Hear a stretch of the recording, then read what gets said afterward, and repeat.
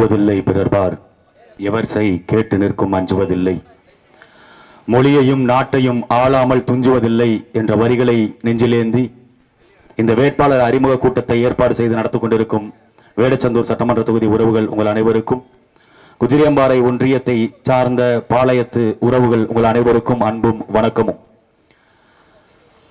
நாடாளுமன்ற தேர்தல் என்றவுடன் மற்ற கட்சிகள் எல்லாம் பாத்தீங்கன்னா தெரியும், ஊடகத்தை பார்ப்பவர்களுக்கு, அரசியலை உற்று நோக்குபவர்களுக்கு நாடாளுமன்ற தேர்தல் அறிவிப்பு வந்துவிடும், மார்ச் 12ஆம் தேதி அறிவிக்க போறாங்க அப்படின்னு நாட்டு மக்கள் இதுவரை இந்த 10 ஆண்டு காலம் அனுபவித்த துன்பத்தையோ துயரத்தையோ அவர்கள் பட்ட இன்னல்களையோ அது பத்தி தான் சிந்திக்க மாட்டான். மற்ற கட்சிகள் எப்படி சிந்திக்கும்? திமுக விசிகாவுக்கு எத்தனை சீட்டு கொடுக்கலாம், விசிகாவை கலட்டி விட்டுட்டு இவங்க பாமக வந்தா அவர்களுக்கு எத்தனை சீட்டு கொடுக்கலாம், மதிமுகவுக்கு எவ்வளவு சீட்டு கொடுக்கலாம், தேமுதிக வந்தா அவர்களுக்கு எத்தனை சீட்டு கொடுக்கலாம், இப்படி திமுக சிந்திக்கும். அதிமுக அவர்களுக்கு உண்டான கூட்டணியில யார் யாரெல்லாம் வச்சுக்கலாம் அப்படின்னா அதிமுக ஒரு பக்கம் சிந்திக்கும். அப்படித்தானே சிந்திச்சுக்கிட்டு இருக்காங்க. பாஜக ஒரு பக்கம் கதவுகளை திறந்து வைக்கிறோம், ஜன்னலை திறந்து வைக்கிறோம், வீட்டு வாசலை திறந்து வைக்கிறோம் அப்படின்னு திறந்து வச்சு எல்லாரையும் கூட்டணி கலைக்கிறாங்க. ஆனால் இந்திய வரலாற்றில் எந்த கட்சியும் செய்யாததை நாம் தமிழர் கட்சி நாங்கள் செய்கிறோம். தேர்தல் அறிவிப்பதற்கு முன்பாக வேட்பாளரை தேர்ந்தெடுக்கிறோம், வேட்பாளரை களத்தில் நிறுத்துறோம். வேட்பாளரை நிறுத்தி நாங்கள் என்ன செய்வோம், இந்த 10 ஆண்டு காலம் இந்த பாஜக என்ன செஞ்சது, அதுக்கு முன்பாக காங்கிரஸ் இந்த மண்ணுக்கு என்ன செஞ்சது என்ற கேள்வியை மக்களிடத்தில் வைக்கிறோம். மக்கள் முடிவு செய்வாங்க.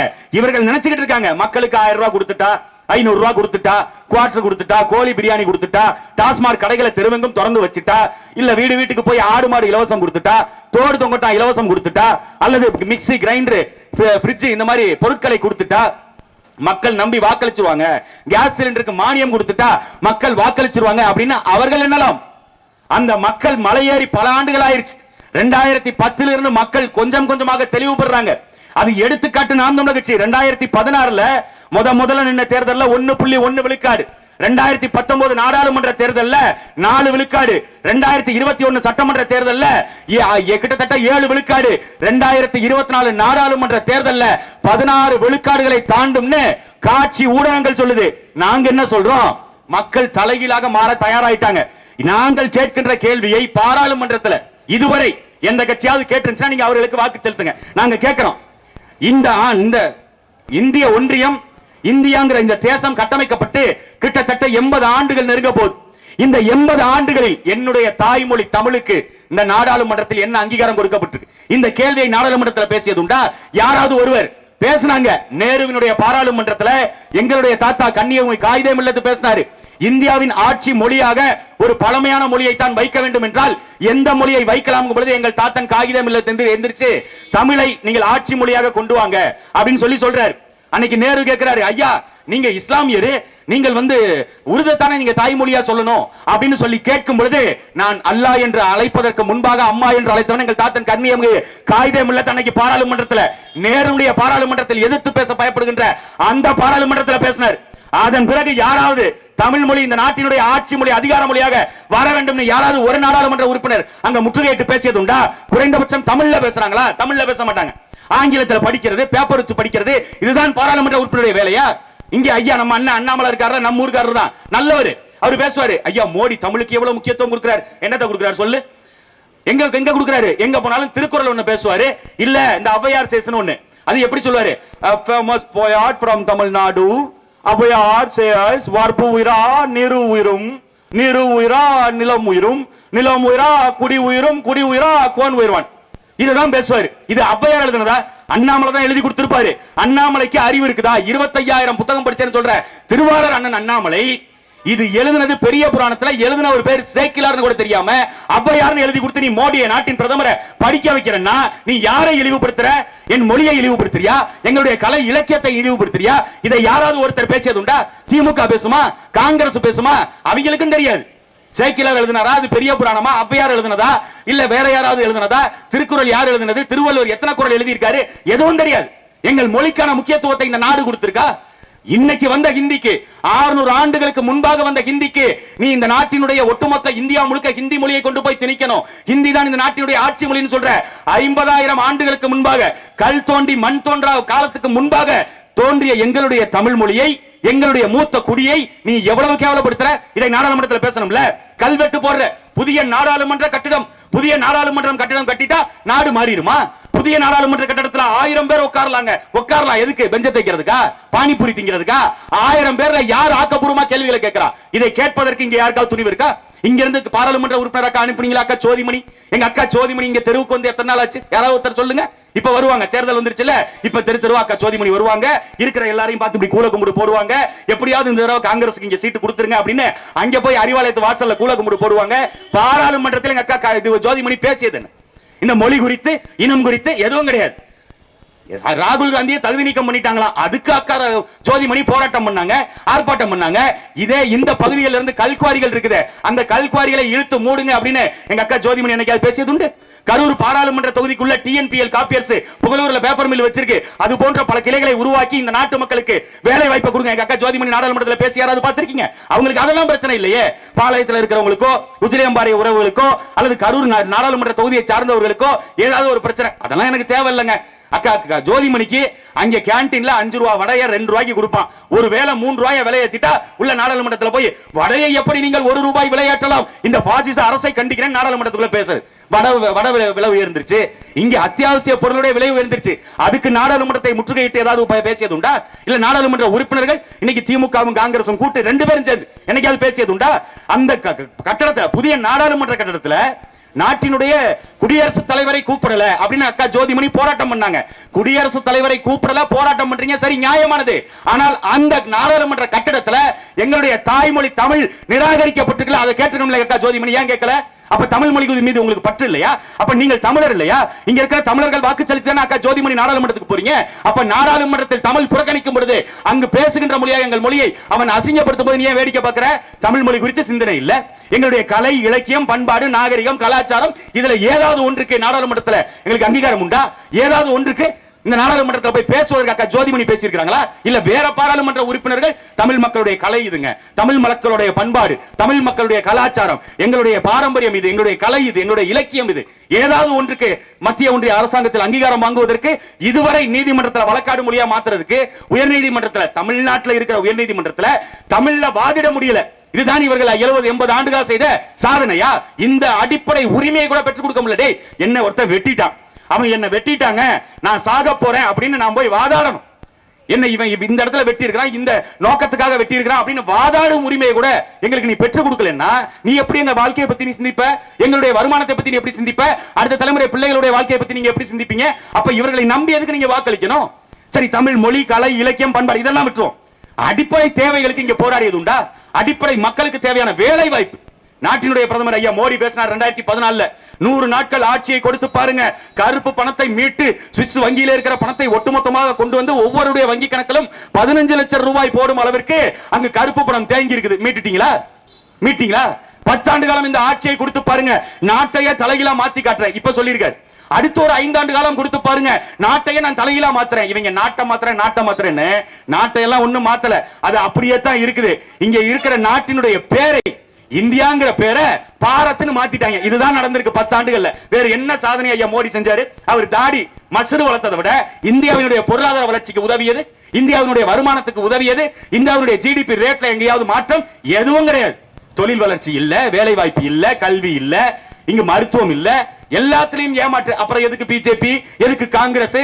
தேசிய கட்சிகளால் இந்த தமிழ் மண்ணுக்கு என்ன தேவை, என்ன இங்க இருக்கு? தேசிய கட்சிகள்னு பேசுறாங்க காங்கிரஸ். நாங்க இந்தியா முழுக்க பாரத் ஜோடோ யாத்திரா நடத்துறோம். யாரு? நம்ம ஐயா காங்கிரஸ் ராகுல் காந்தி. சுகர் வந்துருச்சுன்னா சொல்லு, எங்க ஐயா மருத்துவர் தான், ஏதாவது ஒரு நல்ல மாத்திரையா கொடுக்க சொல்றேன், வாங்கி தின்னுட்டு படுத்துக்கிட. அதை விட்டுட்டு பாரத் ஜோடோ யாத்திரா போறேன். ஏன் இன்னைக்கு தான் வந்தீங்களா நீங்க? இன்னைக்கு தான் காங்கிரஸ் கட்சி ஆரம்பிச்சிருக்குதா? இன்னைக்கு தான் ராகுல் காந்தி அதுக்கு தலைவராக இருக்காரா? இந்தியாவை மீட்க நடைபயணம் போறோம். அவர் அப்படி நம்ம ஒண்ணு வச்சிருக்கோம்ல, இங்க ஆகாத வகையில இந்தியாவை பாதுகாப்பதற்கு, இந்தியாவை மீட்பதற்கு இந்தியா கூட்டணிக்கு எல்லாரும் பாருங்க, இந்தியா கூட்டணிக்கு எல்லாரும் பாருங்க. முதலமைச்சர் மு க ஸ்டாலின் கூப்பிடுறாரு. சரி, இந்தியா கூட்டணி கூப்பிடுறீங்க இல்லையா? பக்கத்துல கேரளா இருக்கு இல்லையா? அங்க காங்கிரசும் கம்யூனிஸ்டும் ஒன்னா நிக்குமா? இங்க காங்கிரஸ், கம்யூனிஸ்ட், திமுக எல்லாரும் சேர்ந்து இந்தியா கூட்டணி. பக்கத்துல கேரளாவில் காங்கிரஸை எதிர்த்து வயநாட்டில் இப்ப ஐயா ராகுல் காந்தி போட்டியிட போறாரு. ராகுல் காந்தியை எதிர்த்து கம்யூனிஸ்ட் வேட்பாளரை நிறுத்துவானா மாட்டானா?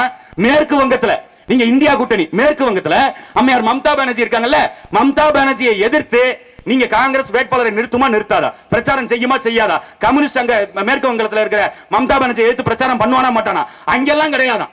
அதே மாதிரி டெல்லியில கெஜ்ரிவால் கூட கூட்டணி, ஆனா அங்க கம்யூனிஸ்டும் வேட்பாளரை போடும், காங்கிரஸ் வேட்பாளரை போடும். இது என்னடா கூட்டணி, மானங்கெட்ட கூட்டணி. என்ன எதுக்குடா இந்த கூட்டணி வச்சிருக்கீங்க?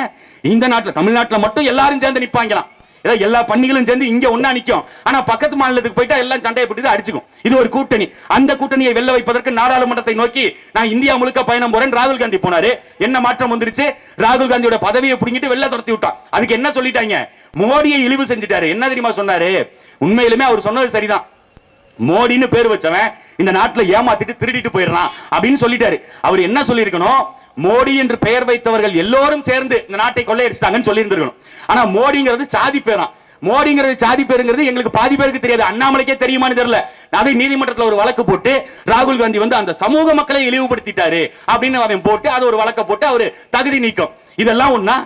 நான் நீங்க பாருங்க, நிரவ் மோடின்னு ஒருத்தன் இருந்தான், இந்த நாட்டுல கொள்ளையடிச்சு கடன் வாங்கிட்டு வெளியே போயிட்டான். லலித் மோடின்னு ஒருத்தன் இருந்தான், அவன் இந்த மண்ணில் கொள்ளையடிச்சுட்டு அவன் வெளிநாட்டுக்கு போய் பதுங்கிட்டான். விஜய் மல்லையான்னு ஒருத்தன் இருந்தான். அந்த மாதிரி திருடர்கள் அதிகமா இந்த இதுல சமூகத்துல இருக்கிறான்ல, அதை எடுத்து பேசினா அதுக்கு தகுதி நீக்கம். அதுக்கு நாங்களும் குரல் கொடுத்தோம். ராகுல் காந்தியுடைய பதவி நீக்கம் தவறு.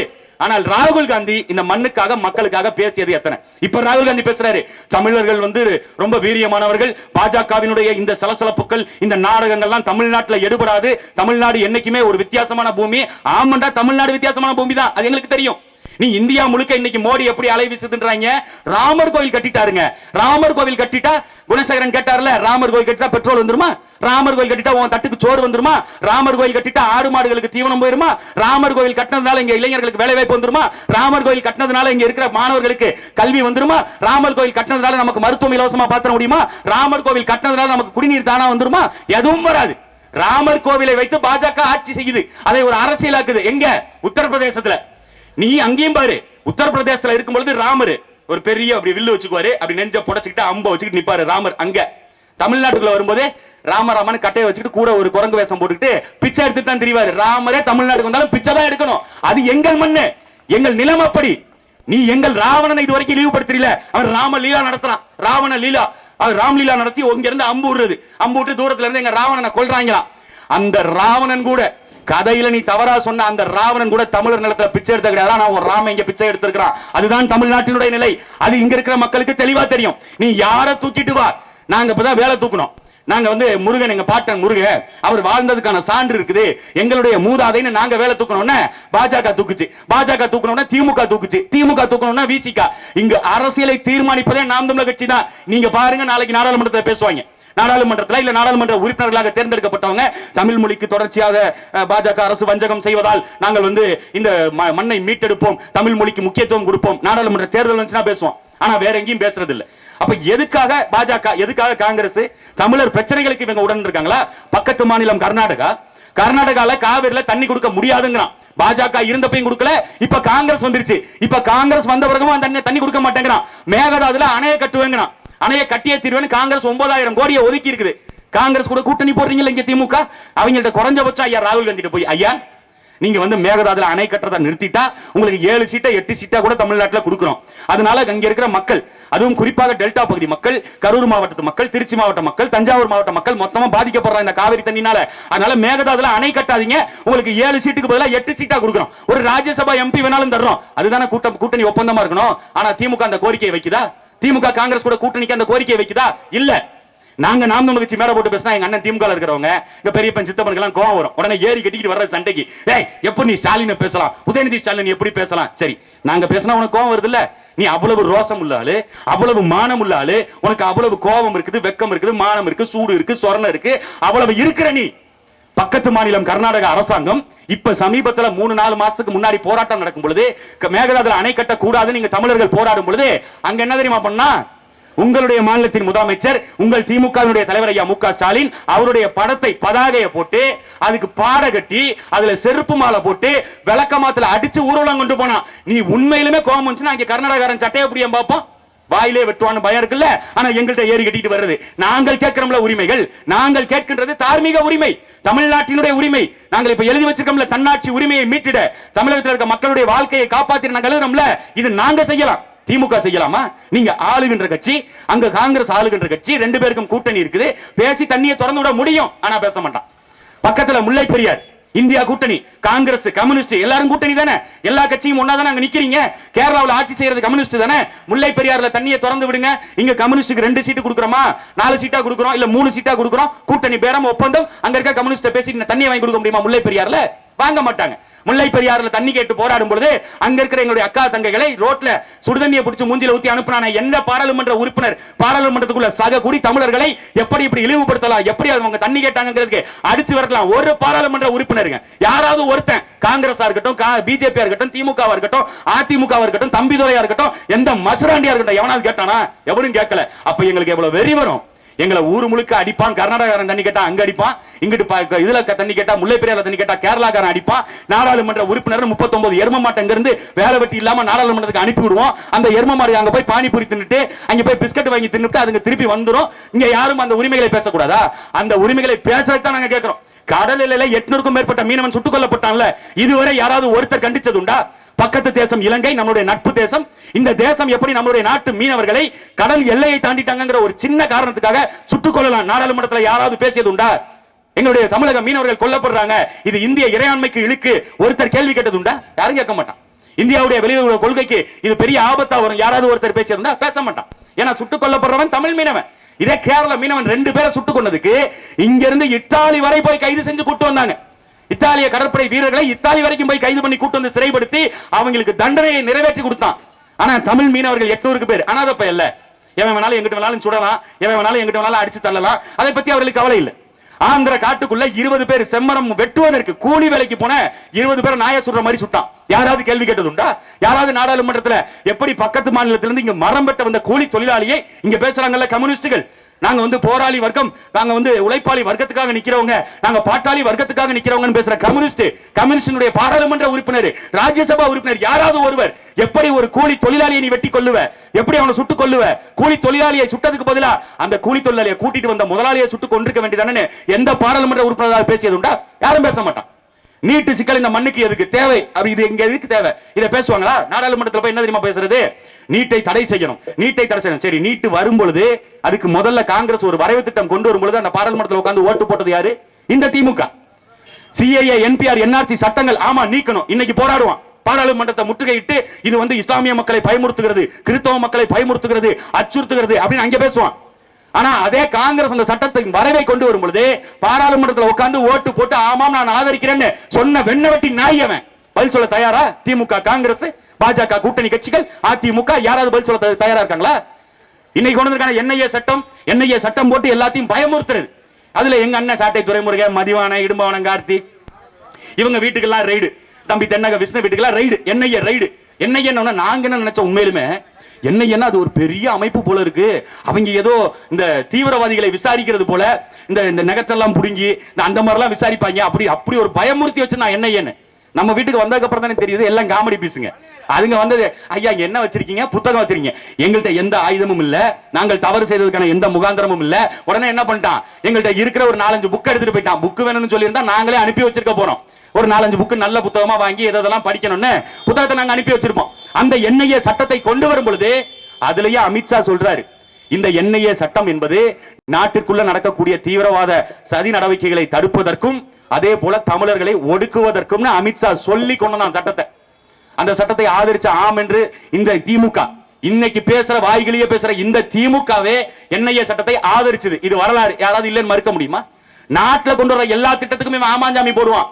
இல்லம் தேடி கல்விங்கிற திட்டம் புதிய கல்விக் கொள்கையில இருக்குது. அந்த கல்வி உரிமை அவர்கள் மீட்பாங்களா? இன்னைக்கு ஐயா ஸ்டாலின் சொல்றாரு, மாநில சுயாட்சியை மீட்டிட அண்ணாவின் கண்ட தமிழ்நாட்டு கனவை நாங்கள் நிறைவேற்றிட நீங்கள் திமுக கூட்டணிக்கு ஓட்டு போடுங்க அப்படின்னு கேட்கிறாருல. அந்த மாநில சுயாட்சி 2004 இருந்து 2014 வரை 10 ஆண்டு காலம் காங்கிரஸ் ஆட்சியில இருக்கும் பொழுது, மண்ணுமுட்டி மன்மோகன் சிங் ஆட்சி அதிகாரத்தில் இருக்கும் பொழுது திமுக கூட்டணியில் தானே இருந்தீங்க. 1979 இந்திரா காந்தி அம்மையார் காலகட்டத்தில் இந்த நாட்டினுடைய கல்வி உரிமையை, மாநில பட்டியலில் இருந்த உரிமையை மத்திய பட்டியலில் கொண்டு போயிட்டான். அன்றிலிருந்து இன்று வரை அதை மீட்பதற்கு மாநில சுயாட்சி பேசுகின்ற, மாநில தன்னாட்சி உரிமை கோருகின்ற திமுக ஏன் 10 ஆண்டு காலம் நீங்க காங்கிரஸ் கூட கூட்டணியில் இருக்கும்போது மீட்கல? கல்வியை அப்பவே பெற்றுக்கலாம்ல. கல்வியை அப்பவே மாநில பட்டியலில் கொண்டு வந்திருந்தா இந்த புதிய கல்விக் கொள்கை நமக்கு தேவையில்லை. நாமளே நம்ம கல்வி திட்டத்தை வகுத்திருந்திருக்க முடியும். இன்னைக்கு தமிழ்நாடு அரசாங்கம் கல்வி திட்டத்தை வகுக்க முடியாமல் இருப்பதற்கு காரணம் இந்த புதிய கல்விக் கொள்கையும் மாநில பட்டியலில் இருந்த கல்வி மத்திய பட்டியலுக்கு போனதுதான். இது குறித்து பாராளுமன்றத்தில் எத்தனை பேர் பேசியிருப்பாங்க? யாராவது ஒருத்தர் பேசியதை நீங்க சொல்லுங்க. குறிப்பிட்டு ஐயா இவர் இந்த தேதியில பேசியிருக்காருன்னு சொல்லுங்க. ஒருத்தர் பேசியிருக்க மாட்டான். ஏன்னா அதை பத்தி அவங்களுக்கு தெரியாதே. இங்கு கல்வி வியாபாரமாக்கப்பட்டுச்சு. இங்கு ஏழைக்கு ஒரு கல்வி, பணக்காரனுக்கு ஒரு கல்வி. இன்னைக்கு ஐயா உதயநிதி ஸ்டாலினுடைய மகன் வெளிநாட்டுல போய் ஃபுட்பால் விளையாடுவார். அவர் போய் தனியார் பள்ளிக்கூடங்கள்ல, தனியார் கல்லூரிகள்ல படிப்பாரு. ஆனா இங்க இருக்கிற குப்புசாமி ராமசாமி மாமன் பாளையத்துல இருக்கிற ஒரு பாலடைஞ்ச பள்ளிக்கூடத்துல தான் படிக்கணும், அரசு பள்ளிக்கூடத்துல. அந்த அரசு பள்ளிக்கூடத்தின் தரம் சரியா இருக்கா? இதை இந்த அரசாங்கங்கள் பேசுமா? மாநில அரசாங்கமும் பள்ளி கல்வித்துறைக்கு நிதி ஒதுக்குது, மத்திய அரசாங்கமும் பள்ளி கல்வித்துறைக்கு நிதி ஒதுக்குது. ஆனா பள்ளிக்கூடம் மட்டும் பல்லளிச்ச மாதிரி இருக்குது. ஸ்டாலின் பல்லளிச்ச மாதிரியே. என்ன காரணம்? பள்ளிக்கூடங்களை ஏன் சீரமைக்கல? மாநிலத்தின் முதலமைச்சர்கிட்ட கேட்டா, கல்வித்துறை அமைச்சர் எங்க நம்ம ஊர் தான், நம்ம திருச்சி அன்பில் மகேஷ் பொய்யாமொழி இருக்காரு. அவர் சொல்றாரு, அரசாங்க கஜானால காசு இல்லாதனால இந்த முறை பள்ளி கல்வித்துறையில நம்ம எந்த மாற்றத்தையும் கொண்டு வர முடியாது. அப்புறம் என்ன மசருக்கு இங்க இருந்து டெல்லிக்கு போனீரு? டெல்லிக்கு போய் அங்க அரவிந்த் கெஜ்ரிவால் கட்டி வச்சிருக்கிற பள்ளிக்கூடத்தை பார்த்துட்டு இது மாதிரி நவீனமயப்படுத்தப்பட்ட பள்ளிக்கூடங்களை தமிழ்நாட்டில் நிறுவுவதற்கான வேலையை திராவிட மாடல் அரசாங்கம் செய்யும். அங்க உட்கார்ந்து பேட்டி. இங்க ஏன் பள்ளிக்கூடம் இருக்குது? காசு இல்லங்க. ஏன் காசு இல்ல? பள்ளிக்கூடத்தை சீரமைப்பதற்கு ஒரு அரசாங்கத்திடம் காசு இல்ல. பள்ளிக்கூடத்தில் இருக்கிற கழிவறைகளை சீரமைப்பதற்கு இந்த அரசாங்கத்திட்ட காசு இல்லைன்னா எதுக்கு உங்களுக்கு ஆட்சி அதிகாரம்? நீங்கள் அதிமுகவை பார்த்து குறை சொன்னாங்க. யார்? இதே திமுக சொல்லிச்சு அதிமுகவை பத்தி. எடுகட்ட எடப்பாடி பழனிசாமி 6 லட்சம் கோடி கடனை வாங்கி வைத்து விட்டார். இதை யார் அடைப்பது? இதை யார் சரி செய்வது? பேசுனீங்களே. இன்னைக்கு நீங்க ஆட்சிக்கு வந்த இந்த 3 ஆண்டு காலத்துல 1.5 லட்சம் கோடி கூடுதல் கடன். இன்னைக்கு ஒட்டுமொத்த தமிழ்நாட்டுடைய கடன் 8 லட்சம் கோடி. இங்க மக்கள் தொகை 8 கோடி. ஒவ்வொருத்தர் தலையிலையும் நீ கேட்டோ கேட்காமலோ, நீ வாங்கினியோ வாங்கலையோ அதெல்லாம் எனக்கு தெரியாது, ஒவ்வொருத்தர் தலையிலையும் 1 லட்சம் ரூபாய் இன்னைக்கு கடனை வாங்கி வச்சிருக்க இந்த அரசாங்கம் யார்கிட்ட கேட்டு வாங்கினா? என் பள்ளிக்கூடத்தை சீரமைக்க காசு இல்ல. அப்ப இந்த 8 லட்சம் கோடி எங்க போச்சு? யார் திருடினா? யார் எடுத்துட்டு போனா? யாரும் கேள்வி கேட்க மாட்டான். நாடாளுமன்றத்தில் பேசுவாங்க, நீங்கள் போப்பர்ஸ்ல ஊழல் செய்து விட்டீர்கள். யாரு? பாஜக காங்கிரஸ் பார்த்து சொல்லும், போப்பர்ஸ் பீரங்கி வாங்குனதுல ஊழல், சவப்பெட்டி வாங்குனதுல ஊழல் பண்ணிட்டீங்க, அந்த ஊழல் பண்ணிட்டீங்க. இவங்க அவங்கள பார்த்து, அவங்க ரஃபேல் போர் விமானம் வாங்குனதுல நீ ஊழல் பண்ணிட்ட, நீ கருப்பு பணத்தை மீட்கிறேன்னு சொல்லி ஏமாத்திட்ட, பணம் செல்லாதுன்னு சொல்லி கிட்டத்தட்ட எல்லா கருப்பு பணத்தையும் நீ திருப்பி வெள்ளையா மாத்தி கொடுத்துட்ட அப்படின்னு இவங்க அவங்கள பார்த்து குற்றச்சாட்டு.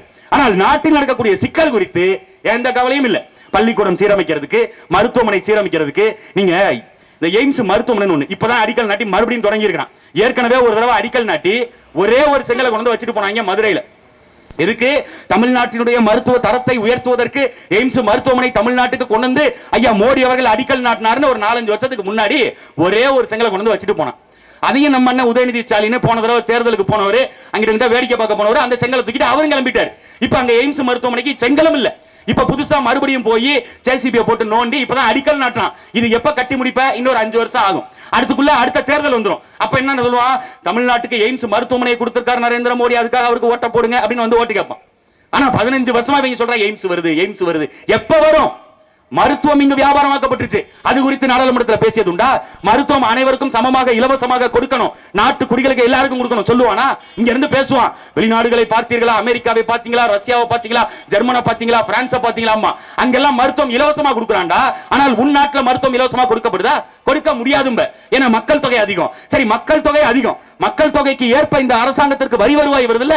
பெட்ரோல் டீசல்ல வரி, நாங்க வாங்குற பேஸ்டுக்கு வரி, பிஸ்கட்டுக்கு வரி, தண்ணிக்கு வரி, லொட்டுக்கு வரி, லொசுக்கு வரி, எல்லாத்துக்கும் நான் வரி செலுத்துறேன்ல. அப்புறம் ஏன் இந்த நாடு கடன் ஆகுது? தமிழ்நாட்டுக்கு 8 லட்சம் கோடினா இந்தியாவுக்கு 100 லட்சம் கோடி, 121 லட்சம் கோடி கடன் வாங்கி வச்சிருக்கான். யார் அடைப்பது? மோடி அடைப்பாரா? அண்ணாமலை போய் அடிப்பாரா? இல்ல ஜோதிமணி அக்கா பாராளுமன்றத்தில் ஒரு மாசத்துக்கு 1.5 லட்சம் ரூபாய் சம்பளம் வாங்கிக்கிட்டு வருஷத்துக்கு கிட்டத்தட்ட 15 லட்சம் ரூபாய் சம்பளம் வாங்கிக்கிட்டு இருக்கிற அக்கா போய் அடிப்பாங்களா? கனிமொழி இவங்க ஜோதிமணி அக்கா போய் கடன் அடைப்பாங்களா? காசு கொடுப்பாங்களா? யார் இந்த கடனை அடைப்பா? ஒரு 121 லட்சம் கோடி கடனை யாரை கேட்டு இந்தியா வாங்குச்சு? இந்த 121 லட்சம் கோடியில எங்களுக்கு செய்த நன்மை என்ன? ரோடு போட்டு கொடுத்திருக்கியா? தண்ணி கொடுத்திருக்கியா? தண்ணி எல்லா வீட்டுக்கும் இலவசமா போய் சேருதா? இன்னைக்கு நீ அதுக்கு சூயஸ்னு ஒரு நிறுவனத்தையும் கொண்டு கொடுத்துட்ட. இப்ப நாளைக்கு கிராமப்புற பகுதியில் இதே பாளையத்துல நீங்க எழுதி வச்சுக்கோங்க, சூயஸ்ங்கிற நிறுவனம் தான் இங்க தண்ணீர் விநியோகம் பண்ணும். வீடு வீட்டுக்கு மீட்டர் போட்டு தண்ணிக்கு காசு. இந்த இதை சரி செஞ்சு கொடுத்திருக்கானா?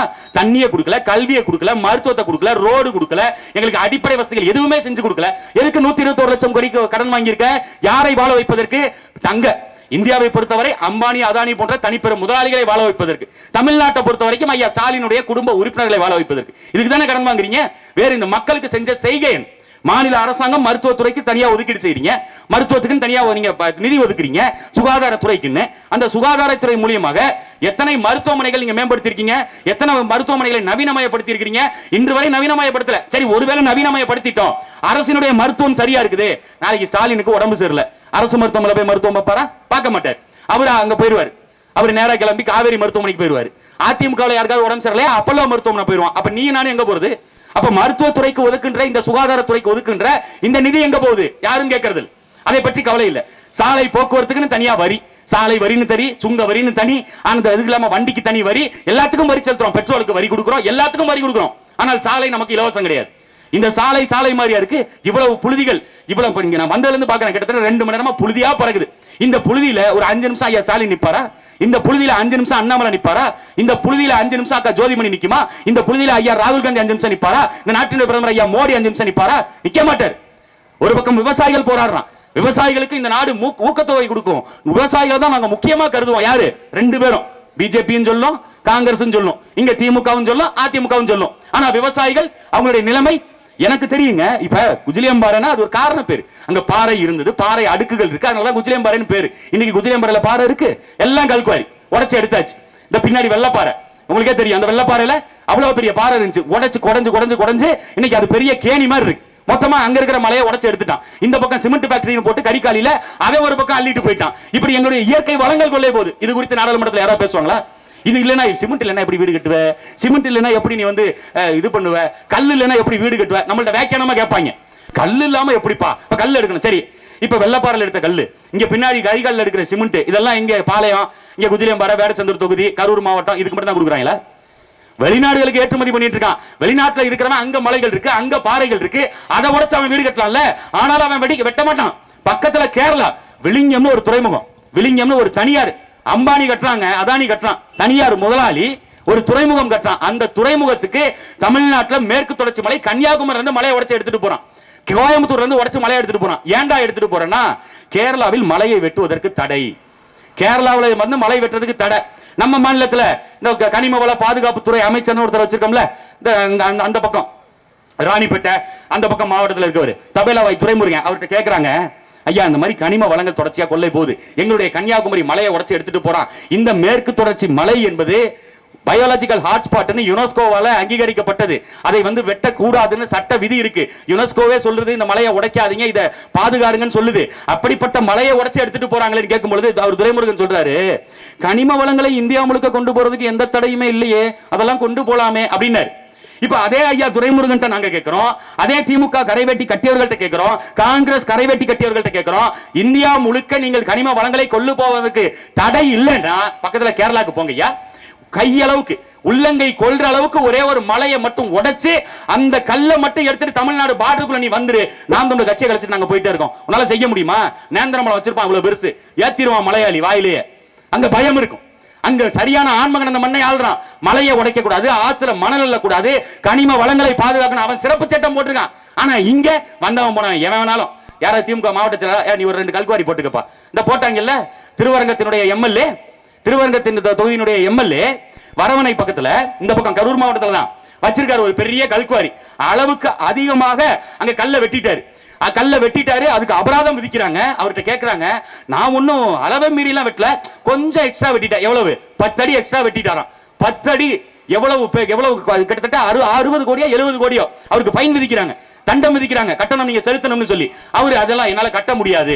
அதுக்கப்புறம் அந்த ஆட்சியர் அதை மாத்தி அவர் அவ்வளவு கட்ட தேவை, ஒரு 2 லட்சம் ரூபாய் 3 லட்சம் ரூபாய் ஃபைன் கட்டினா போதும். அப்ப அரசுக்கு கிட்டத்தட்ட 70 கோடி ரூபாய் இழப்பீடு ஏற்பட்டிருக்க. இந்த காசை யாரு கொடுப்பா? அந்த பாராளுமன்ற உறுப்பினர், அந்த சட்டமன்ற உறுப்பினர் கொடுப்பாரா? இங்க வரவணை பக்கத்துல இன்னைக்கும் வச்சிருக்காங்க. வரவணைக்கு வரவணையில கல்குவாரி வச்சிருக்காங்க, சட்டவிரோத கல்குவாரி. அங்க கல்குவாரி தொடங்குவதற்கு வழி இல்ல, அங்க தொடங்கவே கூடாது. இங்க இருக்கிற நிலத்தடி நீர், இங்க இருக்கிற விவசாயிகள் பாதிக்கப்படுறதுக்கு காரணம் அந்த கல்குவாரி தான். எல்லாருக்கும் தெரியும், யாரும் பேச மாட்டாங்க, ஏன்னா கமிஷன் வருது. இந்த மாவட்டத்தில் ஒரு அமைச்சர் இருந்தார்ல, ஆத்து மணல 11 மணிக்கு நாங்க ஆட்சிக்கு வர்றோம், 11:05 போய் நீ ஆத்துக்குள்ள நில்லு, எவனாவது தடுத்தானா அந்த அதிகாரி அங்க இருக்க மாட்டான் அப்படி சொன்னாரு. கடைசியில் அவர் இன்னைக்கு வெளியில இல்ல, அவர் உட்கார்ந்து கம்பி பண்ணிட்டு இருக்காரு. 1 2 3 ஸ்டாலின் காப்பாத்துறா வேண்டாம், 1 2 3 உதயநிதி ஒருவேளை காப்பாத்துறா வேண்டாம், 1 2 3 ஒருவேளை அதிமுக மறுபடியும் நம்மளை சேர்த்து காப்பாத்திருமா வேண்டாம், 1 2 3 அவர் மறுபடியும் கம்பி பண்ணிட்டு இருக்காரு. எத்தனை லட்சம் பேரோட பாவத்தை கொட்டி கொண்டு எத்தனை பேருக்கு வேலை வாய்ப்பு வாங்கி தரேன் ஏமாத்தி கண்ணதற்கு நடக்குது இல்ல. அரசன் அன்று கொள்ளும் தெய்வம் நின்று கொள்ளும் இந்த பழமொழி அதெல்லாம் எங்களுக்கு நம்பிக்கை இல்ல. நாங்க அறத்தோட நிக்கிறோம், அப்பப்ப அடிப்போம், அடிச்சு இப்ப உள்ளதில் இருக்கோம்ல. அடுத்து இது மாதிரி நடக்கும். கனிம வள கொள்ளையை எவமெல்லாம் இங்க செய்யறானோ, எவமெல்லாம் என்னுடைய கனிம வளங்களை கல்குவரிகளாக நடத்தி எடுத்துட்டு போறானோ, எவெல்லாம் எங்க ஆத்து மணலை திருடி விற்கிறானோ, எவெல்லாம் எங்கள் வண்டல் மணலை செங்கல் சூளைக்கு ஏத்திட்டு போறானோ, எல்லாருக்கும் புழல் சிறை கதவுகள் திறந்து இருக்குது. கவனமா இருங்க. அதை நாங்க திருப்பி சொல்ல விரும்புறோம். கவனமா இருக்கணும்.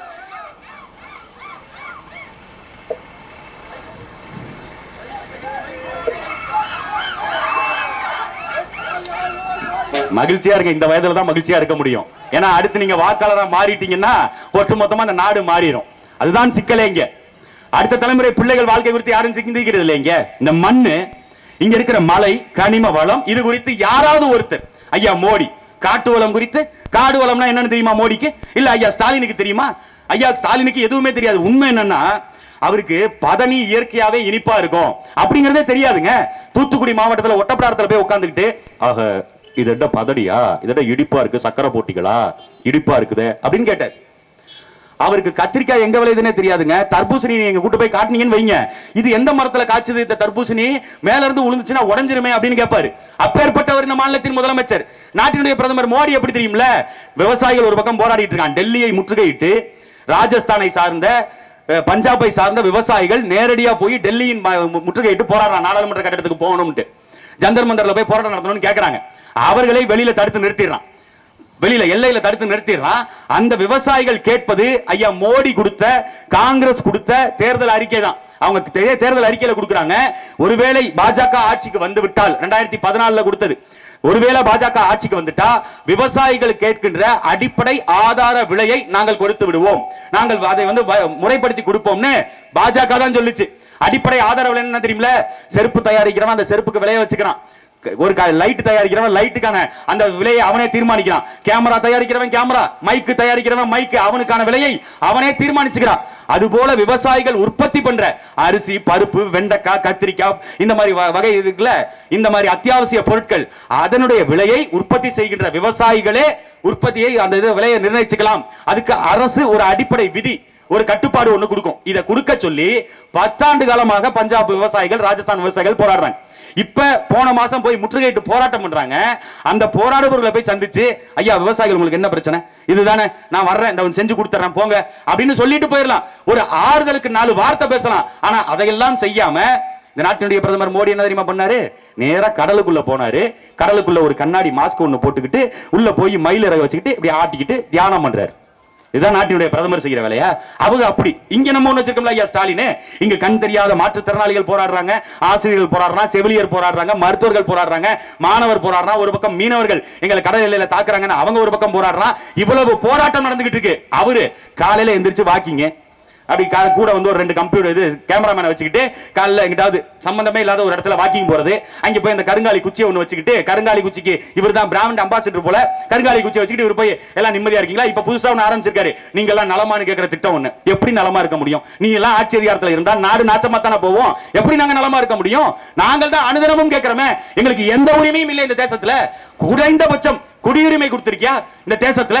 பக்கத்து நாட்டில இருந்து வந்திருக்கான், ஈழத்துல இருந்து வந்திருக்கான், என்னுடைய ரத்தம், என்னுடைய தொப்புள் கொடி உறவு, என்னுடைய மொழி பேசக்கூடிய தமிழன், அவனுக்கு நீ உரிமை கொடுத்திருக்கியா?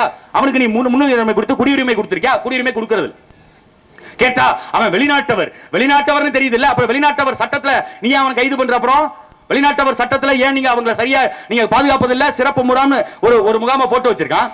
வெளிநாடுகளை நீங்க வெளிநாடு சார்ந்தவர்கள், இப்ப ரஷ்யால இருந்து ஒருத்தன் வர்றான், கென்யால இருந்து ஒருத்தன் வர்றான், வேற நாடுகள்ல இருந்து ஒருத்தன் வர்றான், அவனை எப்படி ட்ரீட் பண்றியோ அப்படித்தானே ஈழத்தமிழர்களையும் ட்ரீட் பண்ணணும். ஆனால் சிறப்பு முகாம்குள்ள மத்தவன் சொகுசா இருக்கான், நம்ம தமிழ் மொழி பேசக்கூடியவனை மட்டும் அடைச்சு வச்சு சித்திரவதை செய்வது. அதுல எங்க அண்ணன் சாந்தன் இறந்தே போயிட்டாரு. இதுக்கெல்லாம் காரணம் யாரு? ஒரு வெளியுறவு கொள்கையை அவங்க ஒழுங்கா போடலங்க.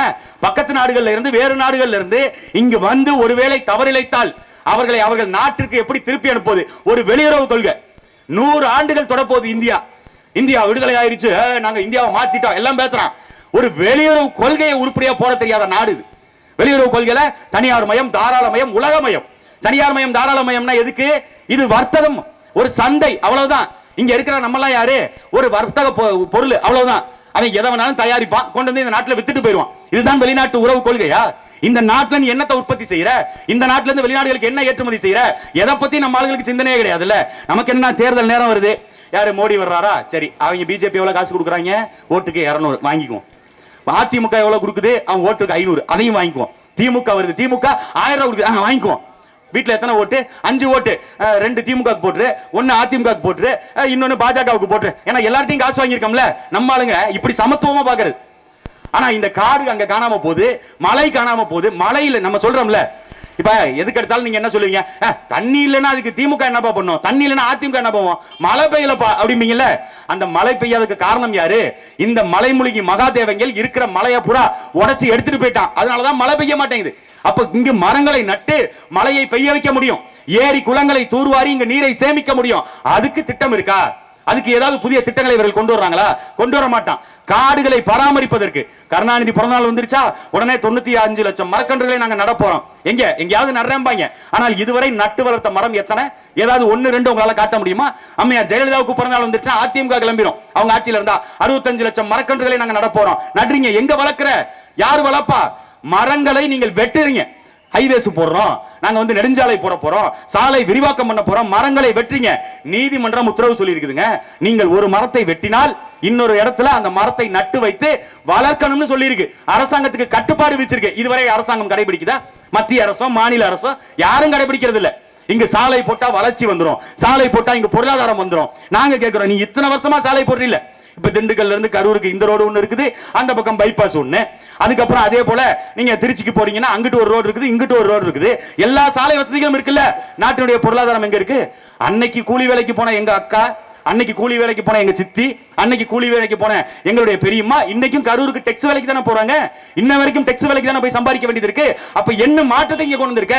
சுயதொழில் தொடங்க போறோம், சுய உதவி குழுக்கள் மூலியமாக நாங்கள் பொருளாதாரத்தை பெருக்க போறோம். என்ன வளர்ச்சி இருக்கு? எந்த வளர்ச்சியும் இல்ல. கடைசியில என்ன பண்ணிட்டான்?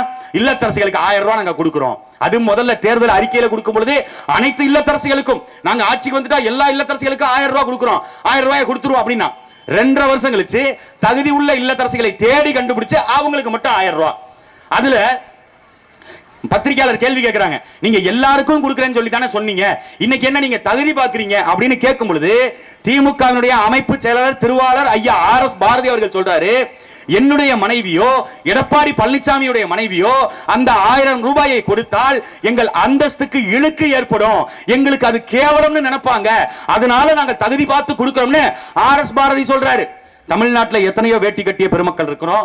தமிழ்நாட்டில் எவ்வளவோ பேர் சோத்துல உப்பு போட்டு திங்கிறவங்க இருக்கிறோம். யாருக்குமே கோபம் எடப்பாடி பழனிசாமி பொண்டாட்டிக்கு அசிங்கம், RS பாரதி பொண்டாட்டிக்கு அசிங்கம், ஸ்டாலின் பொண்டாட்டிக்கு அசிங்கம், நான் கட்டின பொண்டாட்டிக்கு மட்டும் அது இலவசமாடா இனாமாடான்னு யாருமே கேட்கலையே. நம்ம ஆளுங்க எல்லாம் 1000 ரூபாய் வருது, 3 குவார்டர் 4 சைடிஸ் வாங்கிக்கலாம். நம்ம ஆளுங்க 1000 ரூபாய் பொண்டாட்டிட்டு இருந்து பறிச்சுட்டு போயிடும். கொடுக்கிறாரு. நேற்று முன்னாள் பேசுறாரு ஐயா ஸ்டாலின், டிகல் நலபா திட்டத்துல பாலத்தின் முதலமைச்சர் பேசுற, அப்பா 1000 ரூபாய் கொடுத்துட வந்துச்சா, அதுல எதுவும் சேமிப்பு செய்யறீங்களா, சேமிச்சு வச்சிருக்கீங்களா அப்படின்னு கேக்குற. கொடுக்கறது 1000 ஓவா. பூண்டு விலையே 400 ரூபாய்க்கு மேல போயிருச்சு. 2 கிலோ பூண்டு வாங்கினா 800 ரூபாய் நக்கிட்டு போயிடும். 10ஆவதுக்கு வீட்டுல குடிகாரன். இவங்க பேசுறாங்க 1000 ரூபாய் கொடுத்துட்டாருங்க. 1000 ரூபாயை கொடுத்து திருப்பி அரசாங்கம் புடுங்குதுங்கிறது உங்களுக்கு தெரியல. 1000 ரூபாயை பெண்களுக்கு கொடுக்குது. ஆனா ஒரு குவார்டருக்கு பாட்டிலுக்கு 20 ரூபாயை ஏத்தி ஒரு மாசத்துக்கு 600 ரூபாய், அந்த 1000 ரூபாய் மறுபடியும் 600 ரூபாயை அரசாங்கமே புடுங்கிட்டு போயிருதுங்க. அது உங்களுக்கு தெரியாது. அதை பத்தி கவலை இல்லையே. இல்லத்தரசிகளுக்கு 1000 ரூபாய் கொடுத்துட்டா போதும். இல்லத்தரசிகளுக்கு 1000 ரூபாய் கொடுத்துட்டா அது பெண்களுக்கான வளர்ச்சியா? அது வளர்ச்சி திட்டமா? அது வளர்ச்சி திட்டம் இல்ல.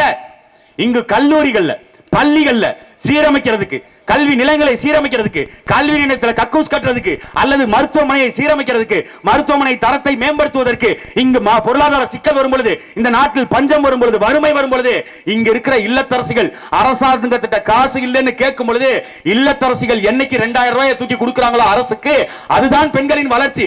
அப்படி வளர்த்தெடுங்கடா.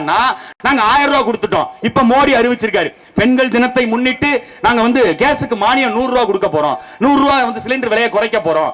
என்ன பெண்கள் தினம் இன்னைக்கு தான் வந்துச்சா? 10 வருஷமா நீங்க ஆட்சி அதிகாரத்தில் இருக்கீங்கல்ல ஐயா மோடி ஐயா, 10 வருஷமா நீங்க தான் இருக்கீங்க. இங்க 3 வருஷமா திமுக இருக்குது. இவங்க திமுக தேர்தல் அறிக்கையில கொடுத்திருந்தாங்க, நாங்க ஆட்சிக்கு வந்துட்டா கேஸுக்கு மானியம் 100 ரூபாய் கொடுப்போம், மத்திய அரசு கொடுக்குதோ கொடுக்கலையோ நாங்க கொடுப்போம் அப்படின்னு சொன்னாங்க. கொடுத்திருக்காங்களா? கேஸுக்கு மானியம் கொடுக்கல. இன்னைக்கு மோடி 100 ரூபாய் சிலிண்டருக்கு விலையை குறைச்சிருக்காரு.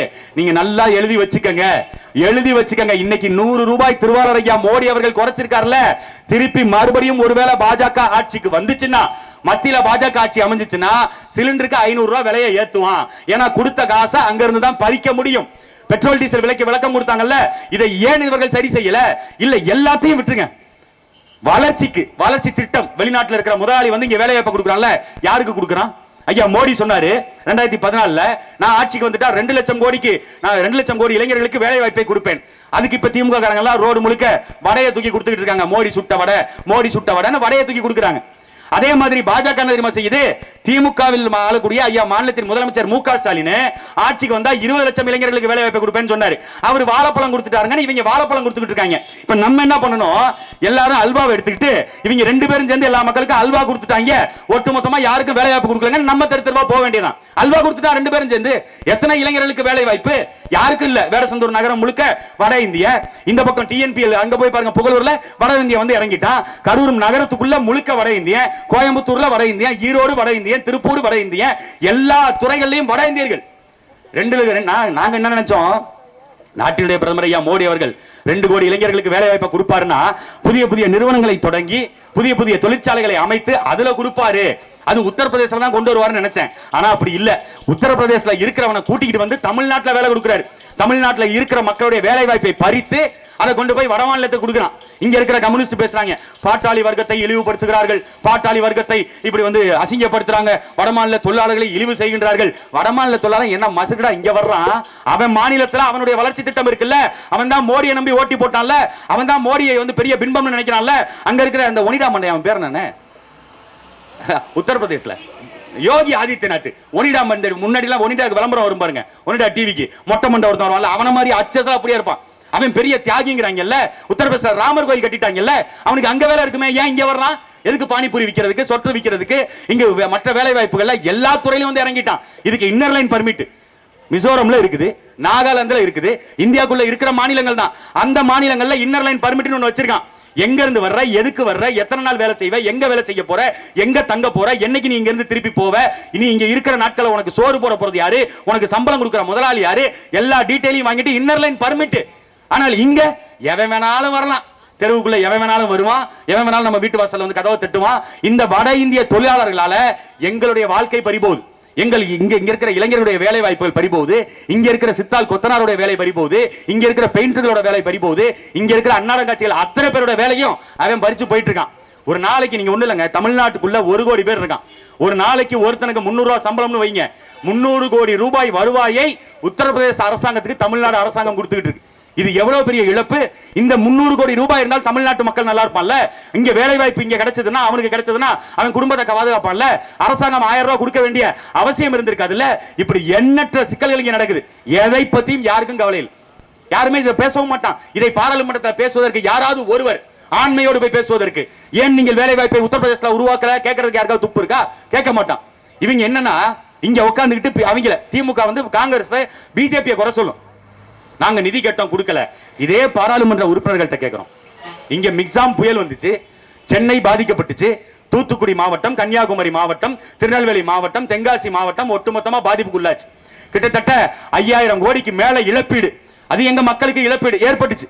நீங்க உண்மையிலுமே பாராளுமன்ற உறுப்பினர்கள், அக்கா கனிமொழியில இருந்து, எங்க அண்ணன் திருமாவளவன்ல இருந்து, எங்க அண்ணன் ஆராசாவில இருந்து, எங்க அக்கா ஜோதிமணியில இருந்து எல்லாரும் போய் நாடாளுமன்றத்துல தமிழ்நாட்டுக்கு உரிய நிதியை உரிய நேரத்தில் எங்களுக்கு நிவாரணத்தை நீங்கள் கொடுத்தே ஆகணும்னு ஏன் சண்டை போடல?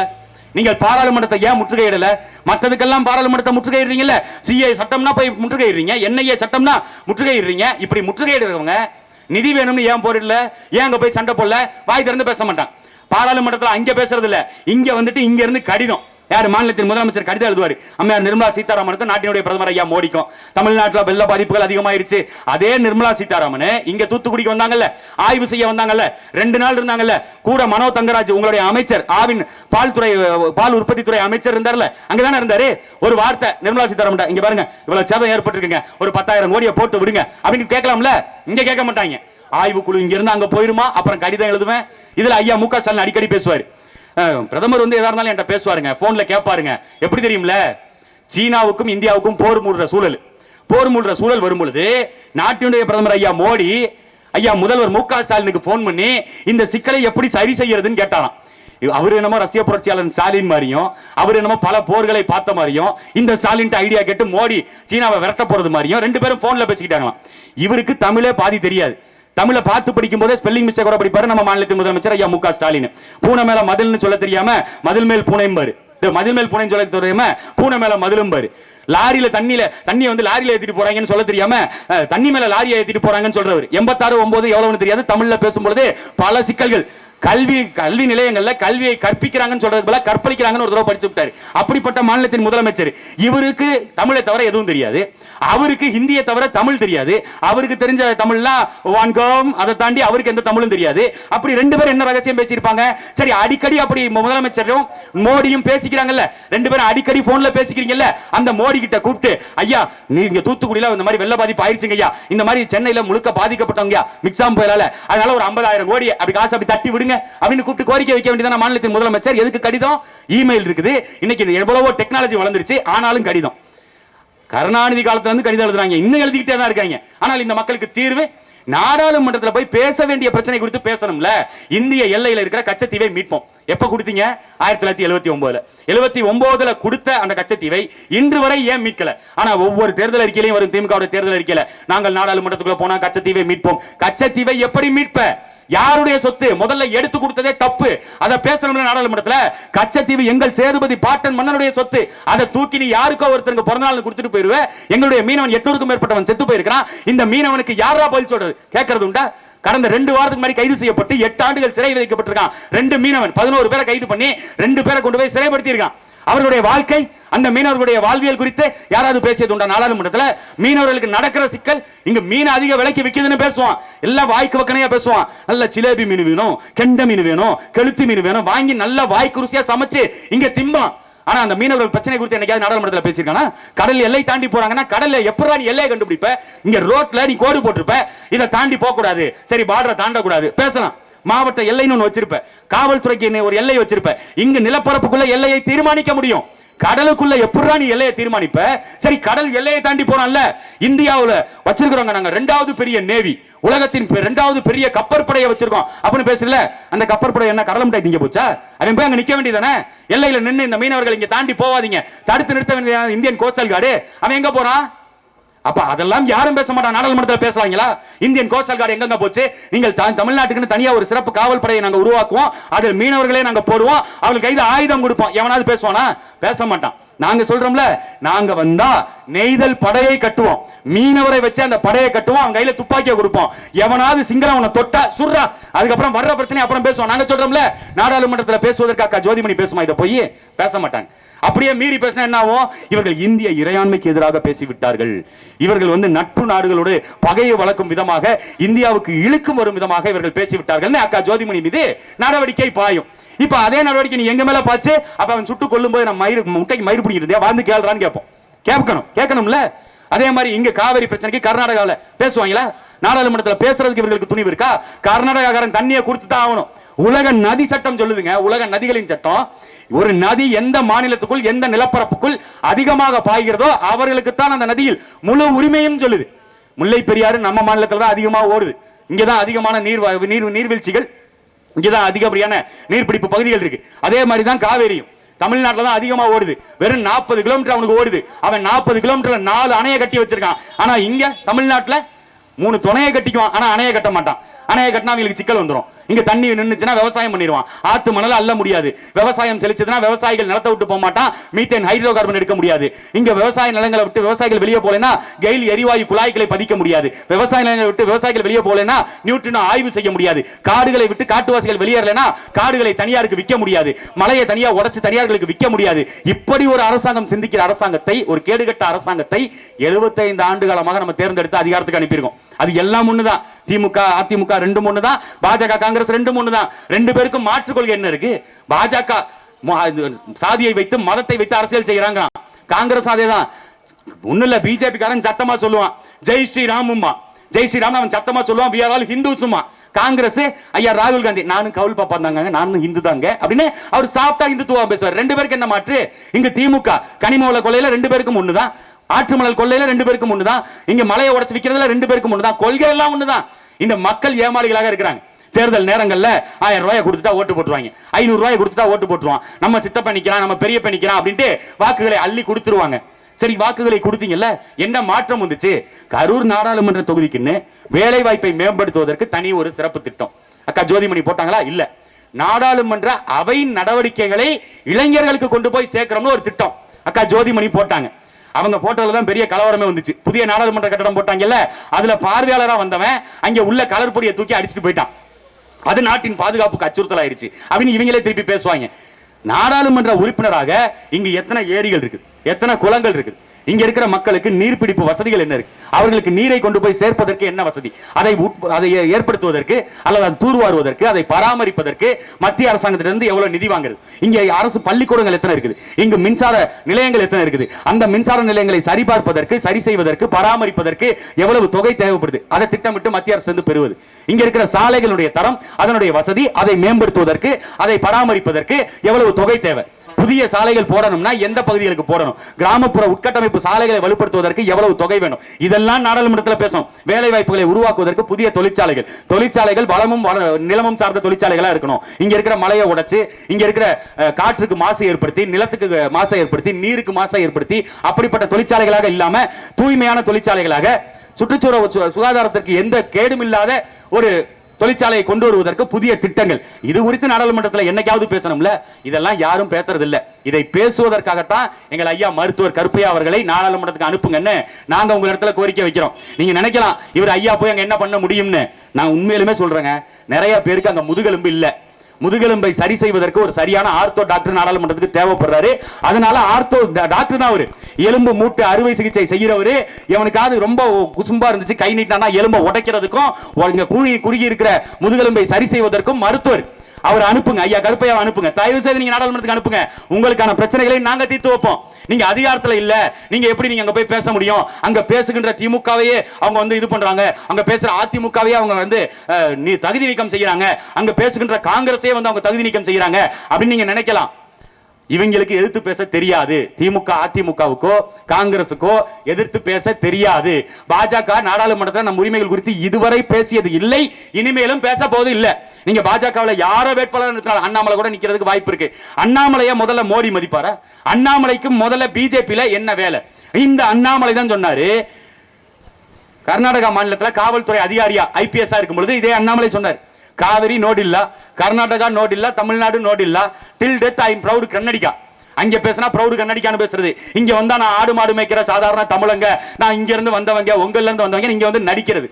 பாஜக இதுவரை நாடாளுமன்றத்தில் தமிழர்களுக்காக பேசியது, தமிழுக்கு முக்கியத்துவம் கொடுத்தது, தமிழர்களுக்கு முக்கியத்துவம் கொடுத்தது எங்கேயாவது ஒண்ணு, ஏதாவது ஒரு இடத்துல? எங்கேயுமே இல்லை. இதுல சம்பந்தமே இல்லாம இப்ப ரெண்டு பேரும் மாத்தி மாத்தி சண்டை போட்டுக்கிறாங்க. போதைப் பொருளை யார் அதிகமாக கடத்தினது? ஜாபர் சாதிக்கு திமுகவினுடைய முன்னாள் அயலக அணி செயலாளர் அவர் கடத்தினாரா, இல்ல மோடியினுடைய ஆட்சியில பிஜேபி ஆட்சியில குஜராத்ல அதிகமா போதைப் பொருள் நடந்துச்சா? ரெண்டு பேரும் சேர்ந்தான் திருடி இருக்கிறான். 3 ஆண்டுகளா நடந்திருக்கு. ஜாபர் சாதிக்கு நம்ம நேத்து போய் திருடிட்டு வந்து நாளைக்கு போய் போதைப் பொருளை வித்து 2000 கோடி சம்பாதிச்சுவார். அப்படிலாம் இல்ல. 3 ஆண்டுகளா 3000 கோடி ரூபாய்க்கு மேல போதைப் பொருளை இந்தியாவிலிருந்து வெளிநாட்டுக்கு கடத்தி இருக்கிறான். இவங்க பேசுறாங்கல்ல, நாங்க எல்லாரும் உத்தமருங்க அப்படின்னு. என்பனும் உத்தமன் கிடையாது. உண்மைதான், பிஜேபியும் உத்தமர்கள் கிடையாது. இந்த ஜாபர் சாதிக்கிடம் பிஜேபி அரசாங்க அதிகாரிகளும் பணம் பெற்றிருப்பாங்க. நீங்க யோசிச்சு பாருங்க. சவுதி அரேபியால இருந்து சூடோஃபைட் அப்படிங்கிற இந்த போதை மருந்து அங்க இருந்து தான் கொண்டு வந்ததா சொல்றாங்க. என்சிபி அதிகாரிகள் தான் சொல்றாங்க. வெளிநாடுகளில் இருந்து இறக்குமதி செய்து இந்தியாவை ஹப்பாக பயன்படுத்தி இந்தியாவில இருந்து ஆஸ்திரேலியாவுக்கு, நியூசிலாந்துக்கு, அமெரிக்கா போன்ற தேசங்களுக்கு, ரஷ்யா போன்ற தேசங்களுக்கு ஏற்றுமதி செஞ்சிருக்காங்க. அது எப்படி? தேங்காய் பவுடர்னு ஒண்ணு, அப்புறம் வந்து வேற ஏதோ ஒரு இது சத்து மாவு, இந்த மாதிரி டைப்ல கடத்திருக்காங்க. எப்படி கடத்திருக்காங்க பாருங்க. இவங்க இதை வந்து 3 ஆண்டுகளா செஞ்சிருக்கான். துபாயில இருந்து இங்க வருதுன்னா பஸ்ல எவனாவது கொண்டு கொடுக்க முடியும்? பஸ் வசதி கிடையாது. ட்ரெயின் வசதி இருக்கா? துபாயில இருந்து இங்க வர்றதுக்கு ட்ரெயின் வசதியும் கிடையாது. வந்தா ஒண்ணு விமானத்துல வரணும், இல்ல கப்பல்ல வரணும்.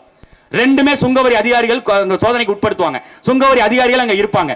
காவல்படை இருக்கும், கடலோர காவல்படை இருக்கும். இங்க இதுல பிளைட்ல வந்தா ஐயா இது இருக்கும், இந்த போலீஸ் ஐபிஎஃப் இருப்பான், இந்தியன் போலீஸ் போர்ஸ் இருப்பான், எல்லாரும் இருப்பான், ராணுவ அதிகாரிகள் இருப்பான், சிஆர்பிஎஃப் இருப்பான். எல்லாரையும் தாண்டி அவன் போதைப் பொருளை கொண்டு வந்து இந்தியாவுக்குள்ள வச்சு இந்தியாவில இருந்து மறுபடியும் கப்பல் வழியாவோ அல்லது விமானம் வழியாவோ கொண்டு போறாங்க. இங்க இருக்கிற அதிகாரிகள் லஞ்சம் வாங்கியிருக்காங்கல்ல, அப்ப இதை அதிகாரியுடைய துணை கொண்டு இவ்வளவு நாள் செஞ்சுட்டு இன்னைக்கு மாட்டிக்கிட்டோம் அப்படின்னா ஜாபர் சாதிக் மேல பழிய போடுறது. இதே ஜாபர் சாதி கிட்ட விசிகா பணம் வாங்கி இருக்குது. இதே ஜாபர் சாதி கிட்ட உதயநிதியினுடைய மனைவி அம்மையார் கிருத்திகா இருக்காங்கல்ல, அவங்க படம் தயாரிச்சிருக்காங்க. அந்த படத்தை வெளியிட்டிருக்காங்க. மங்கைன்னு ஒரு படம் தயாரிச்சது முழுக்க முழுக்க போதை காசுல, போதை மருந்து வித்த காசுல இந்த மக்களுக்கு சமூக பாடம் எடுக்கிறாங்க. இவங்க கேட்ட திராவிட திருட்டு போயிருங்க. போதை மருந்து வித்து அதுல வர்ற வருமானத்தை வைத்து அதுல இந்த நாட்டு மக்களுக்கு செலவு செய்யறான், அதுல இந்த நாட்டு மக்களை வாக்குகளை பறிக்கிறான்னா இவனவ மாதிரி ஒரு கேடு கட்டம் எவனா இருப்பானா? அதுல எடப்பாடி பழனிசாமி இன்னைக்கு புதுசா கிளம்பி இருக்காரு. நான் ஓய போறது இல்ல, தமிழ்நாட்டில் கடைசி போதை மருந்து இருக்கும் வரை நான் அதை தட்டி கேட்பேன். நீங்க ஆட்சியில் இருக்கும்போது டாஸ்மார்க்ல கொடுத்தியா திருப்பதி கோயில் தீர்த்தமாடா? அது போதை மருந்து இல்ல, அது போதை மருந்து இல்ல டாஸ்மார்க்ல விக்கிறது. நீ கடைசி வரை நீ போராடுவ. டாஸ்மார்க் இழுத்து மூட வேண்டியதானே ஆட்சியில் இருக்கும்போது? சரி, இன்னைக்கு டாஸ்மார்க் இழுத்து மூட சொல்லி போராட்டம் நடத்த வேண்டியதானே? போராட மாட்டாங்க. டாஸ்மார்க் வருமானம் இல்லைன்னா இந்த ஆட்சி தள்ளாடிடும்ல. அதுல நிறைய பேர் மீமெல்லாம் போடுறான், நாங்க மட்டும் குடிக்காம இருந்தோம்னா இந்த ஆட்சி நேரம் நிக்குமா? ஸ்டாலின் நேரம் நிக்க முடியாது, ஆட்சியால நிக்க முடியாது. நாடாளுமன்றத்துக்குள்ள சட்டமன்றத்துக்குள்ள பேசுறாங்க. ஒரு அமைச்சர் மது விலக்கு மற்றும் ஆயத்தீர்வைத்துறை, மது விலக்கு என்ன தெரியுமில? மதுவுக்கு அடிமையாக இருக்கக்கூடிய மக்களை அதுல இருந்து விடுபட்டு வேறு மாற்றுறது இருக்குல்ல, மாற்று சிந்தனைக்கு கொண்டு போறது இருக்குல்ல, அதுக்கு தான் மது விலக்கு துறை. ஆனா இங்க மது விலக்கு துறை எப்படி இருக்குது? எங்க அண்ணன் செந்தில் பாலாஜி கையில இருக்கிற வரைக்கும் பாட்டிலுக்கு 10 ரூபாய் எக்ஸ்ட்ரா, அந்த 10 ரூபாயா சேமிச்சு கொண்டு போய் கரூர் கேங்க எங்க அண்ணன் செந்தில் அவர் சம்பாரிச்சு கொண்டு போய் செந்தில் பாலாஜி கொண்டு போய் எங்க ஐயா மு.க. ஸ்டாலினுக்கு கொடுத்திருக்காரு. அது ஒரு பக்கம் விசாரணை போய்கிட்டு இருக்கு. இப்ப முத்துசாமின்னு ஒருத்தர், இவருக்கு டஃப் கொடுக்கணும்ல. செந்தில் பாலாஜி 8 அடி பாஞ்சா நான் 16 அடி பாய்வேன், நான் எப்படி போடுறேன் பாரு பிளான் அப்படின்ட்டு அவரு காசு போட்டா பீர் பாட்டில் வர்ற மாதிரி எங்க அண்ணன் செந்தில் பாலாஜி புதுசா ஒரு மிஷினை கண்டுபிடிச்சார். எங்க அண்ணன் முத்துசாமி போயிட்டு இப்ப என்ன பண்றாரு? காலைல 12 மணிக்கு கடை திறக்கிறவங்கள தான் வியாபாரம் கம்மியா இருக்கு. காலையில 7 மணிக்கே கடையை திறந்துட்டா என்ன? காலைல 7 மணிக்கு போறவன், வேலைக்கு போறவன், சித்தாள் வேலைக்கு போறவன், கொத்தனார் வேலைக்கு போறவன், பெயிண்ட் வேலைக்கு போறவன், கட்டட வேலைக்கு போறவன் காலைல 7 மணிக்கு குடிச்சிட்டு போறதுக்கு விருப்பப்படுறாங்க. அதனால காலைல 7 மணிக்கு கடையை திறந்துடலாம். அப்படி 7 மணிக்கு கடையை திறந்தாதான் 50,000 கோடி ரூபாய் டார்கெட்டை நாங்க அச்சீவ் பண்ண முடியும்னு ஒரு அரசாங்கம் சிந்திக்குது. பள்ளிக்கூடங்களை கட்டி கல்வியை வலுப்படுத்தலாம், மாணவர்கள் நல்ல தரமான மாணவர்களை கொண்டு வரலாம், அப்துல் கலாம் போன்ற சிறந்த சிந்தனையாளர்களை உருவாக்கலாம். அப்படி ஒரு அரசு சிந்திச்சுதான் நல்ல அரசாங்கம். மருத்துவமனைகளை மேம்படுத்தி அனைவருக்கும் மருத்துவத்தை இலவசமா கொடுக்கலாம். அப்படி ஒரு அரசாங்கம் செஞ்சா நல்ல அரசாங்கம். நாட்டு மக்கள் எல்லாருக்கும் குடிநீரை இலவசமா கொண்டு போய் சேர்க்கணும். அது இல்லாம விலங்குகளுக்கும் குடிநீரை கொண்டு போய் இலவசமா எப்படி சேர்க்கிறது, எப்படி நீர்நிலைகளை சரி செய்வது, இப்படி ஒரு அரசாங்கம் சிந்திச்சா அது நல்ல அரசாங்கம். நாட்டு மக்களை குடிக்க வச்சு அவன் பொண்டாட்டி தாலி ஏற்க வைக்கணும்னு நினைக்கிற இந்த அரசாங்கம் இது நல்ல அரசாங்கமா? டார்கெட் வச்சு விக்கிறான் டாஸ்மார்க்ல 50,000 கோடி. அதுல ஒரு டாஸ்மார்க் இருந்தா பக்கத்துல இன்னொரு டாஸ்மார்க்க போடு. நான் கோயம்புத்தூர்ல ஒரு இடத்துல பேசுறேன். இந்த பக்கம் பார்த்தா 100 மீட்டர்ல இங்க ஒரு டாஸ்மார்க், இந்த பக்கம் 50 மீட்டர்ல ஒரு டாஸ்மார்க், பின்னாடி தியேட்டர், எழுத்த மாதிரி ஹோட்டல், பக்கத்துல காது தொண்டை மூக்கு அறுவை சிகிச்சை கிளினிக். எப்படி 2 கடையிலையும் குடிக்கிறது, போர் அடிச்சா பின்னாடி போய் படம் பார்க்கறது, பசிதுன்னா நேரா ஹோட்டல்ல சாப்பிடுவது, மறுபடியும் ரொம்ப குடிச்சு கிட்னி ஃபெயிலியர் ஆயிடுச்சா, காது கேட்கலையா, கண்ணு தெரியலையா, நேரா அந்த கிளினிக் போய் மருத்துவம் பார்க்கறது, அதுக்கு பின்னாடி 1 கிலோமீட்டர்ல சுடுகாரம். அப்படியும் போய் செத்து போயிட்டா போய் செத்து படுத்துரு, அவ்வளவுதான். இதுதான் ஒரு அரசாங்கமா? வாழ்வியல் முறையை இப்படிதான் கத்து கொடுப்பீங்களா? மது விலக்கு மற்றும் ஆயத்தீர்வை துறைன்னு வச்சுக்கிட்டு வெளிநாட்டு சரக்குகளை இங்க உள்ள வர்றதுக்கு வரி போடுறது, அது ஆயத்தீர்வை துறை. மது விலக்குங்கிறது இந்த நாட்டில் மதுவை ஒழிப்பதற்கான திட்டத்தை கொண்டு வருவது. ஆனா எதையும் செய்ய மாட்டோம். கலைஞர் கருணாநிதி சொன்னாங்க இவங்க எல்லாரும், கலைஞர் கருணாநிதி இல்லைன்னா நீ படிச்சிருப்பியா? கலைஞர் கருணாநிதி மட்டும் இல்லைன்னா நீ மேடை போட்டு மைக்கு போட்டு பேசிக்கிட்டு இருப்பியா? கலைஞர் கருணாநிதி மட்டும் இல்லைன்னா நாட்டில் வளர்ச்சி வந்திருக்குமா? அவர் தான் தமிழ்நாட்டினுடைய ஒரு சிறந்த சிற்பி அப்படிமா. இதே இந்த 50 ஆண்டு காலம் அவ்வளவு பொன்னானதுன்னு சொல்றாங்கல்ல. காரணம் என்ன தெரியுமில? இந்த 50 ஆண்டு காலத்துக்கு நிகராக இங்க 50 வருஷமா திமுக அதிமுக 2 பெரும் கட்சிகள் தமிழ்நாட்டை ஆண்டுருச்சு. இங்க எந்த வளர்ச்சியும் இல்ல. நீங்க நாங்க சொல்றது பொய்யா இருந்தா எல்லார் கையிலையும் இணையம் இருக்கு, போய் பாருங்க. சிங்கப்பூருங்கிற தேசம், அந்த தேசம் எப்ப உருவாச்சுன்னு பாருங்க. இப்ப இருந்து சரியா 50 வருஷத்துக்கு முன்னாடி லீ குவான் யூ அப்படிங்கிற ஒரு தலைவன் அந்த தேசத்தை உருவாக்குறான். எப்படி தெரியுமா உருவாக்குறான்? கால்ரா நோய் வந்துருச்சு, மலேசியா எங்களோட நீங்க இருக்க முடியாதுன்னு கலட்டி விட்டுட்டான். சிங்கப்பூர் மக்களை அவங்களை அடிச்சு துரத்தி விட்டுட்டான். மருத்துவ உதவிகள் செய்யல. நான் இருக்கண்டா நாட்டை மீட்பதற்கு லீ குவான் யூங்கிற ஒரு தலைவன் 50 ஆண்டுகளா போரிட்டு கஷ்டப்பட்டு அந்த மக்களை வாழ்வாதாரத்தில் மேம்படுத்தி இன்னைக்கு உலக நாடுகள் முழுக்க இருக்கிற இளைஞர்களுக்கு வேலை வாய்ப்பு கொடுக்குறான். வெறும் சின்ன தேசம், திருச்சி 3 மடங்கு சின்னது, திருச்சி அந்த அமைப்பை விட 3 மடங்கு சின்னது நிலப்பரப்புல சிங்கப்பூர். ஆனா இந்தியாவில் இருக்கிற இளைஞர்களுக்கு அதே வேலை வாய்ப்பை கொடுக்குறான். இங்க இருந்து சிங்கப்பூர் மலேசியாவுக்கு நம்ம வேலை வாய்ப்புக்கு போறோம். ஆனால் இந்த சொந்த நாட்டுக்குள்ள நமக்கு வேலை வாய்ப்பை உருவாக்குவதற்கு இந்த தலைவர்களால முடியலன்னா இவங்க எல்லாம் என்ன தலைவர்கள்? இவங்களுக்கு நீங்க எதுக்கு வாக்களிச்சீங்க? அந்த லீ குவான் யூ அன்னைக்கு அந்த நாட்டு மக்கள் சிங்கப்பூர் தேசத்தை மக்களை நோக்கி கேட்ட கேள்வியை தான் நாங்கள் முன்வைக்கிறோம். அண்ணன் சீமான் லீ குவான் யூ போல தான் முன்வைக்கிறாரு. அடுத்த தலைமுறையில் பிள்ளைகளை பத்தி சிந்திப்பவன் தான் சரியான தலைவன். லீ குவான் யூ அன்னைக்கு நின்னா அதே பாதையில நாம் தமிழர் கட்சி நாங்களும் நிக்கிறோம். அடுத்த தலைமுறை பிள்ளைகளினுடைய வாழ்க்கை சிந்திங்க. அடுத்து நம்மளுடைய பிள்ளை குட்டி இந்த மண்ணில் வாழ முடியுமா? நிம்மதியா சோறு திங்க முடியுமா? நிம்மதியா நீரை அருந்த முடியுமா? நிம்மதியான வேலை வாய்ப்பு கிடைக்குமா? நிம்மதியான வாழ்க்கை கிடைக்குமாங்கிற சிந்தனையை வைத்துக் கொண்டு நாடாளுமன்ற தேர்தலில் வாக்களிங்க. பிஜேபிக்கு ஓட்டு போட்டா இந்தியா மாறும்னு சொல்லுவான். கடைசியில் நாடும் மாறாது, உன் வீடும் மாறாது, நீ ரோட்ல தான் நிக்க வேண்டிய நிலை வரும். காங்கிரஸ் மாற்றம் வந்துருச்சுன்னா நாடு மாறிடுமா? நம்பாத. அவன் ஏற்கனவே உன்னை கருவறுத்தவன், ஏற்கனவே தமிழர்கள் கழுத்தை அறுத்தவன் காங்கிரஸ். அவனோட கூட்டத்தில் நிக்கிற எவனுக்கும் வாக்களிக்காத. இன்னொரு பக்கம் அதிமுக நிக்கும். அதிமுக நாடாளுமன்றத்துக்கு போறது சும்மா வெறும் பிரம்மாத்துக்கு தான். 2 இலை இருந்துச்சு, 2 இலையும் அண்ணாமலை மொத்தமா தின்னுட்டு இன்னைக்கு மொட்டை குச்சியா நிக்க வச்சுட்டாப்ல. எடப்பாடி பழனிசாமி தனி ஆளாக கூட்டணிக்கு கூட யாரும் வராம தனியா நின்று தெருல கத்திட்டு இருக்காரு. அவரை நம்பி பயன் இல்ல. ஆனால் உங்கள் வீட்டு பிள்ளைகள் படிப்படியே மேல ஏறி வர்றோம். நீதிமன்ற கதவுகளை தட்டிட்டோம். நாங்கள் இப்போ தேர்தல் ஆணையத்தின் கதவுகளை தட்டிக்கிட்டு இருக்கோம். நாங்க ஒவ்வொரு நாட்டு மக்களுடைய வீட்டு கதவுகளையும் தட்டுறோம். உங்கள் உள்ளங்களையும் தட்டி பார்க்கிறோம், இல்லங்களையும் தட்டி பார்க்கிறோம். கடைசி வாய்ப்பாக உங்கள் வீட்டு பிள்ளைகள், உங்கள் வயிற்றில் பிறந்த பிள்ளைகள், இந்த பகுதியில் வாழக்கூடிய எங்கள் ஐயா மருத்துவர் கருப்பை அவர்களை நாடாளுமன்றத்துக்குள்ள அனுப்புங்க. நாடாளுமன்றத்தையும் மாற்றுவோம், நாட்டையும் மாற்றுவோம். நாம் தமிழராக இங்கே மீண்டெழுவோம். நன்றி, வணக்கம். நாம் தமிழர், நாமே தமிழர்.